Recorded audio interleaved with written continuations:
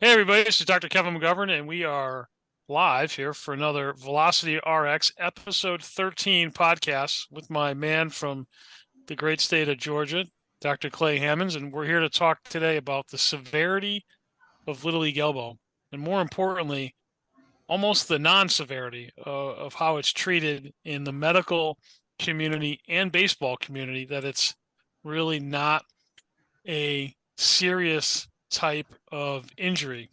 Both Clay and I think that the alarm bell should be going off, but as two providers, we're not seeing it. We're not seeing it with the doctor diagnosis. We're not seeing it in rehab, and we're certainly not seeing any real precautions taken on the baseball field to prevent it. So, Clay, what exactly is in your what exactly is a little league elbow? Yeah, little league elbow. So you're going to get pain on the medial aspect of your elbow, right? That's going to be the first indicator of it, right? So what is it? So what is it in the kids' age range from maybe 9 to say 15 upwards to 17 years old can have it.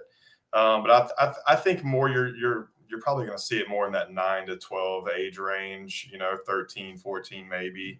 The growth plate's wide open, right? And so And it what is it? Just in case, what is a growth plate? Like if you're like if someone's like, I don't know about it, what does that even mean? What exactly yeah. is a growth plate? Yeah, so kids grow, right? So we're growing. So the growth plate's open, allowing for more bone growth, right? So it's just a non-developed piece of bone.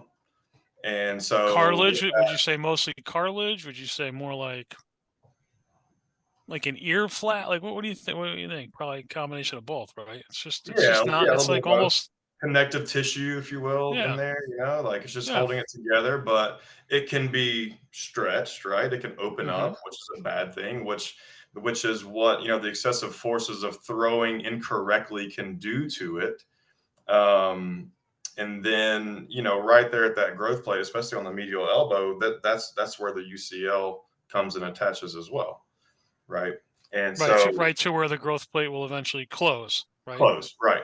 And so, when you got a 12-year-old, their ligaments are like Gumby at that point. Like you're not really going to stress that ligament so much, but you're going to stress the growth plate. And so you're basically causing inflammation or widening of that growth plate with the excessive forces that are that you're giving to it. Whenever you throw. So would you say?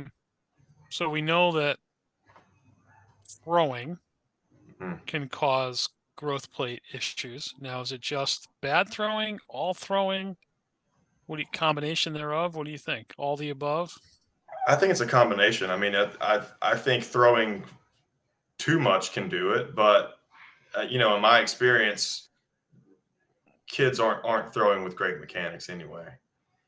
And so when you start throwing with poor mechanics, then you start worrying about, especially like a pitcher, you start talking about pitch counts. So is a pitch count really relevant? Yeah, I think it is. But if you're throwing poorly, those 20, 50 pitches could be just as damaging as the 80 that somebody's throwing maybe with good mechanics.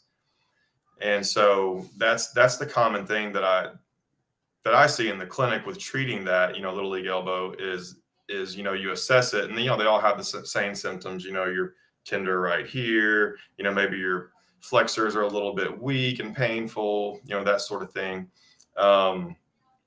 But the big thing I see is, okay, let me see how you throw.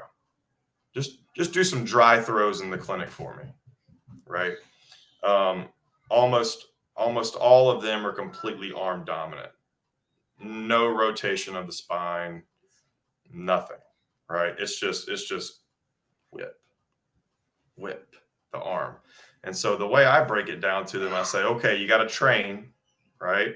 You've got an engine and you got a caboose. And I always ask them, what part do you think your arm is? Is it the engine or the caboose? Well, I I think it's like the that. engine, right? No, no. So you have to have a mindset shift of these kids that, look, I need your body to be the engine to pull the caboose, right? I like that. That's fantastic And analogy. so, yeah, that's just an analogy that I use that kids can kind of get, right? Trains, like they've all read about trains in their childhood, right? They know an engine pulls the caboose, right? But they're thinking in their mind, they're thinking when I throw, I have to throw with my arm, right? And I think that's also taught too. And, a lot of cases on the baseball field and youth baseball, I mean, people don't know biomechanics the way they should. They don't teach it the way they should. So, hey, just throw it down there as hard as you can, Johnny. Throw it down Reach there back and and then throw it. reach back and throw it. Yeah. And so that's when they start getting that excessive valgus force on the elbow, which the growth plate's kind of it's open, it's not closed, right? And so that starts spreading out, right? And it becomes inflamed, it becomes angry, right? And so if you don't nip that in the bud early, and I think that's what you and I were talking about, is that will that then lead you more susceptible to Tommy John or UCL injury down the line? To my knowledge, there's no concrete evidence on that, but I have a hunch that it is. So we're Yeah. saying, we're saying now, God gave me two eyes, so yeah, I can right? see that. It's just it has to. I think there has to be a correlation there. Um, And I think now what the latest research is that over a quarter of youth baseball players are going to experience little league elbow, right? And so, but the crazy thing to me is that now it's just becoming a part of the game. It's becoming a part of the youth game. Oh, you have little league elbow. Okay, fine, it's little league elbow. You know, Quarter of kids get it. It's fine. It's normalized. Yeah. It shouldn't be normalized. No, not You at all. It's like a rite of passage. you shouldn't have little league elbow, right? Like that shouldn't be just a thing that's correlated with youth baseball. It should be how do we prevent little league elbow? And then if you do have little league elbow, how do you then correct it? Right? Not So just not just, rest, ice it. Oh yeah, look, here's the plan now. You're just gonna rest for 2 weeks, right? We're gonna let the inflammation kind of go away, right? We're gonna ice it, we're gonna rest it, and then you're just gonna go back and play baseball again and do all the things that you've been doing wrong the whole time. I just want to kind of go back to it. You had mentioned, ligaments and growth plate and Gumby. And Hmm. then you said the caboose. So I think of the ligament, growth plate, UCL as a balloon. See, everyone will say it's a rubber band. Well, a rubber band, you got to really stretch it. So I think the ligament's more of an already blown up balloon and one little pinprick, and there goes the balloon. So what do I mean by that? Is it only takes one pitch, 1/4 second to have that elbow in a valgus stress, and it could tear. It doesn't need. There's no science that says, well, you have 375 minutes in that position before it tears. 1 millisecond in the wrong spot with the right amount of force, and that elbow is going to snap. That ligament's going to snap. It's going to snap at the growth plate. It's going to snap at the UCL. It's an already inflated balloon, just waiting for the pin to make it pop. So just wanted to get that out there. So, what you just kind of touched on the treatments now, ice, all the modalities, e-stim, ultrasound, laser, all the stuff that's Passive going to modalities. Yeah. tons of modalities, which, modalities are modalities. They're going to decrease the inflammation. They're going to increase blood flow to the area.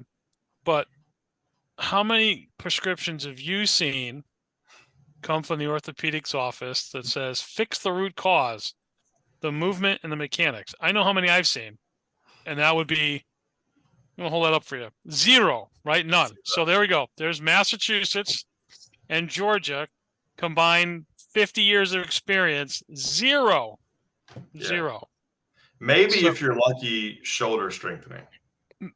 yeah, like I've probably seen scapular stuff maybe on Right. your really good sports medicine doctors will say Right. that, which is dead on. That's correct. Mhm. But no one says ever fix the root cause, which means that's Right. not being told to the person, in my opinion, that's going to drive a wedge in this rehab, and that is the parent. right? Because you're going to have the parent that's going to be like, okay, well, Johnny's got a perfect game, showcase in 3 weeks. What does this mean? 3 weeks from now or 3 weeks from 4 months from now? What are you talking about? Right. 3 weeks from now, he ain't going. Right. So, but that's the mentality. And then I've got to say, okay, look at little Johnny cannot get a college scholarship at 13. Okay. But he can certainly blow one.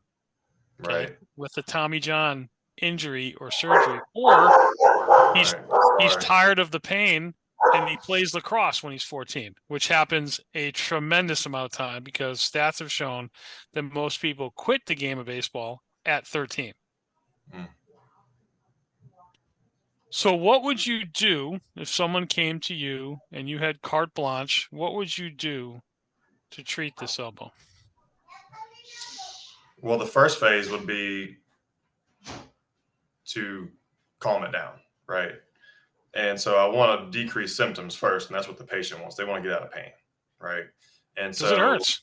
Hurts to yeah, I mean, straighten, it it hurts to hurts. move, So, hurts to yeah, I lift, mean, hurts to shake hands, everything. yeah. So you're kind of in the acute phase. So, like, look, I'm not going to throw, right? We're not going to throw. So no throwing. We're going to shut you down. Okay. Yeah, we're going to treat some symptoms, maybe the first couple of visits. Okay. Um, but then we're going to do a more thorough assessment of what are your throwing mechanics? What does it look like? Let me assess how you throw, right? What is your scapulohumeral rhythm, right? Um, can you squat? Are you stable in a squat? Are you stable in a lunge? Do you have the ability to balance?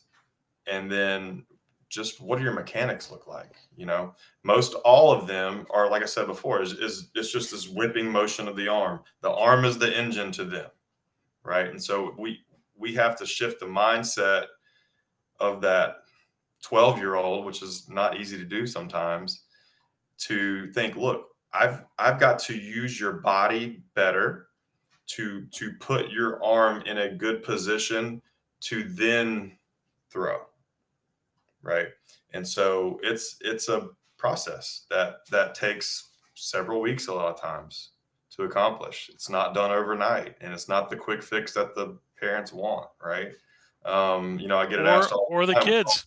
or the kids. So can we just do some dry needling to fix it and do this? Like, yeah, like I might do some of that, for the trigger points or whatever that's around there, and I might do some other modalities just to calm it down. But the bigger fix is fixing the mechanics, right? Getting them strong. Like I said, can they balance on one leg and turn and rotate? Do they even rotate at all? So getting them to use their body, getting them to use their back leg, and then when they transfer onto their front leg, right, to actually rotate, don't drag that back leg because then you can't rotate.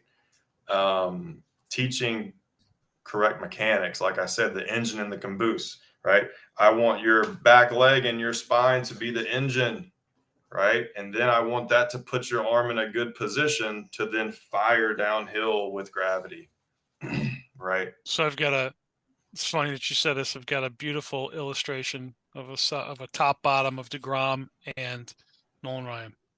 Nolan Ryan accelerating his arm downhill into the caboose, and then DeGrom accelerating the ball somewhere from the third or fourth row of the upper deck in center field. Right. Yeah. Okay.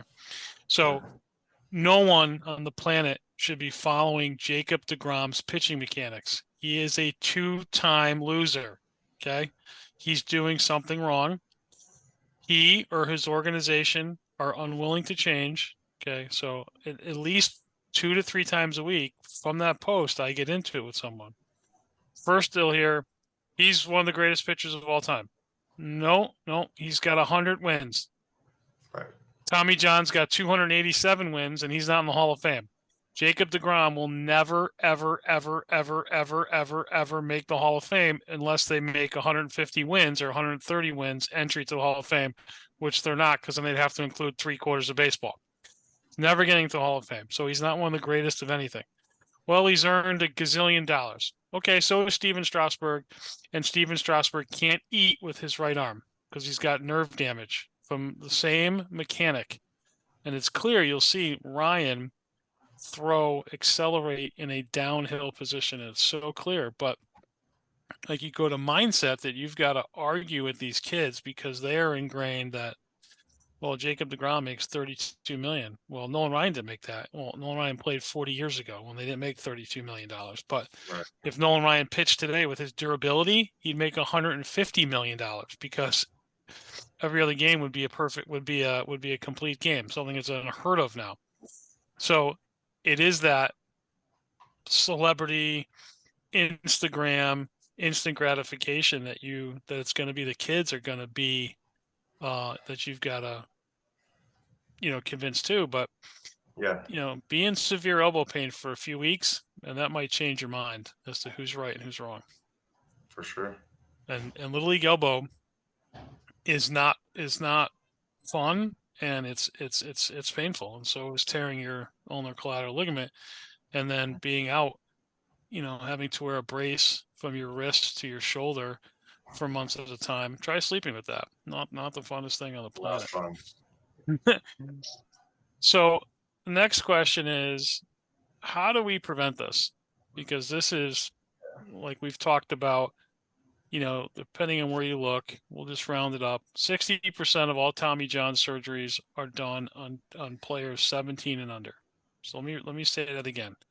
60% of all Tommy John surgeries are done on players 17 and under. This year I had my first girl who had Tommy John surgery. Why? Because her coach thought it was good to use plyo balls for 1 pound balls for long toss. And that resulted in a torn ulnar collateral ligament. So what do we do? How do we stop this? Well, you don't throw weighted balls. You don't long toss past 120, 150 feet, right? And man, that's such a weighted question. Yeah, I mean, it's how do you get people to understand prevention, right? I mean, it's not, and that in our country is not really a thing. Prevention is not a thing, right? We don't have a pain point until we have a pain point, you know, and that's when people are really willing to, okay, now let's do something, right?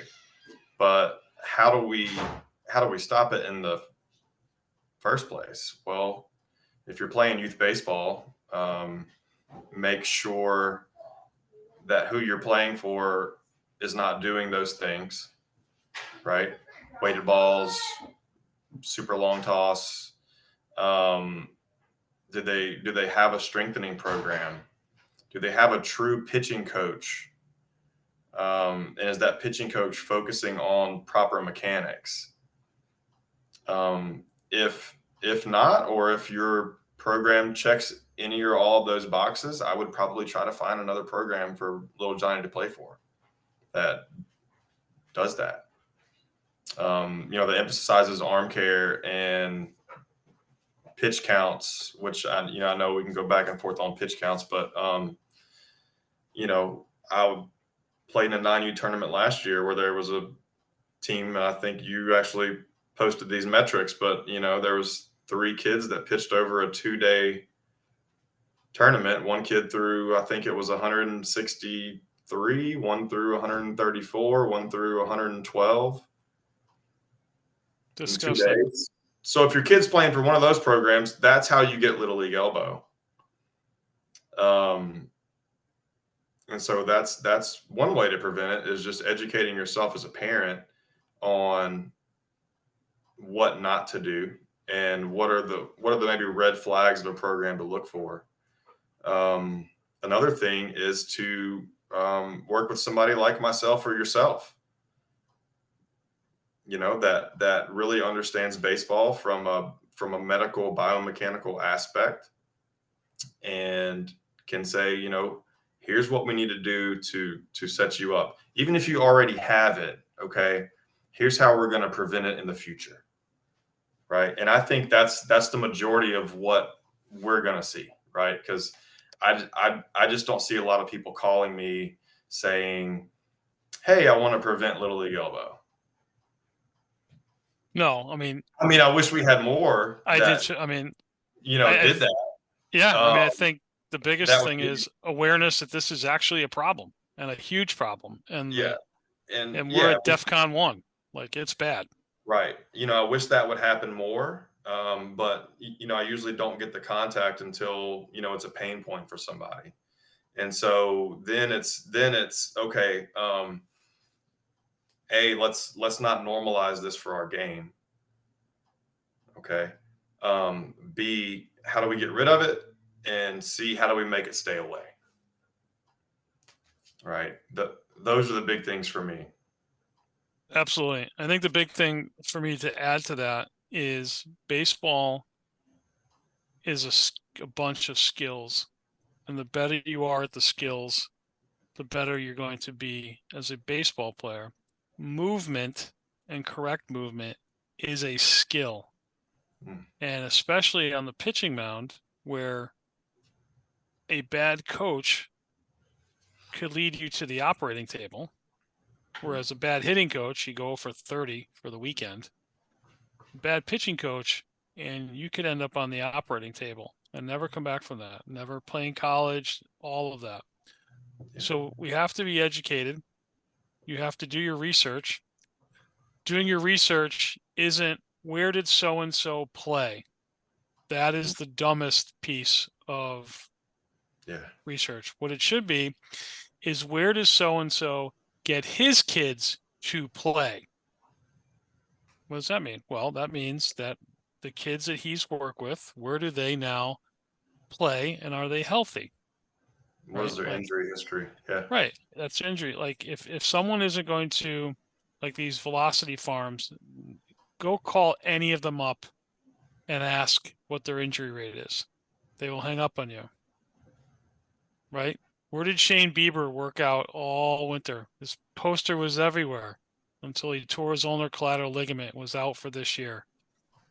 Okay. Which again, you should work out for 2 reasons and 2 reasons only. One is to stay healthy, and the other is to increase your performance. Both of those are failures on a former Cy Young winner, and now he's out for the entire year with a completely preventable injury.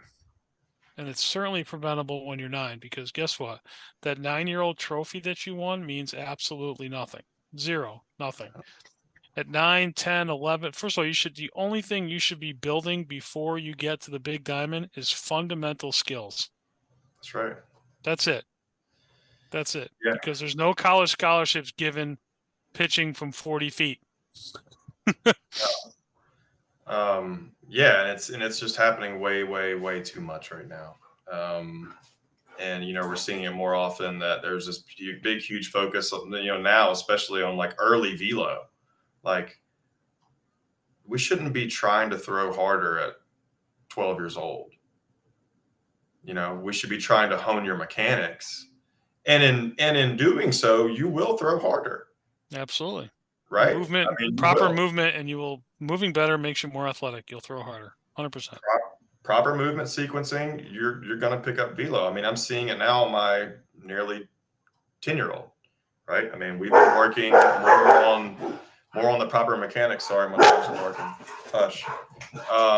We've been working more on the mechanics, and my other 9-year-old my 8-year-old had a tournament, this past weekend, and we went out and we did our workout routine on the other field, and we did our throwing routine. Then he went and threw a pin, and it was the best mechanically that I've ever seen him throw. And he was going, "Dad, why am I throwing it so much harder?" And I said, "Well, because you're moving more efficiently. That's it. Your arm is now becoming the caboose." Right? Your arm used to be the engine, and now we are transforming it to be the caboose. And so you're throwing more efficiently and you're throwing harder. And I said, okay, now we're getting to the point, now that we've somewhat nearly mastered your 4-seam fastball and you can throw it more consistently for strikes. Now we can start talking about a changeup and being able to control that. Now that I see you being able to effectively master those biomechanics. 100%. 100%. And that's taken, Kevin, that's taken 2 years. Yeah. It doesn't happen overnight. And I gotta say that the train analogy is fantastic. And here's the other analogy: the train has to stay on the tracks. All these guys you're trying to compare in professional baseball to throw a pitch and fall off to first base, fall off to third base, cannot land in a fielding position. That is all movement and energy that's eventually going to catch up to them. And if they don't get injured, it's only by luck, because they are not able to control their bodies. Like you said, they're whipping their arm through an excessive rate of speed, and the sixth or seventh car is flying by the engine and not the caboose. Yeah. And you see it. I don't see anyone in Major League Baseball landing in a fielding position a la, Roger Clemens, Sandy Koufax, Greg Jim Maddux. Palmer, guys that are in the Hall of Fame that have thrown thousands of innings. These guys just don't do it because they're someone's got in their head that the velocity's up, but the injury rate is up, the innings are down, the whip is up, the ERA is up. So none of the good and strikeouts. So the only thing you have is velocity are up and strikeouts are up, and everything else is down. But Kevin, the pay is up, right? And the pay So is up. Yeah, the pay, yeah. Right. does it really matter? The pay is up, right? The pay is up. But just so you guys listening at home, 0.00001% of people playing Little League Baseball right now across the country is ever going to make it to the major leagues and is ever going to make that kind of money. If you want to pitch in college, the person who is not in JUCO and not in the transfer portal, your high school athlete, is third in line, okay, to be picked for college. And if you are not healthy, they go to the next person. They go to the next person. Unless you're throwing 102 or 97, and that's God's gift. Yeah. But there's plenty of places to play in college for you throwing 85 miles an hour and healthy.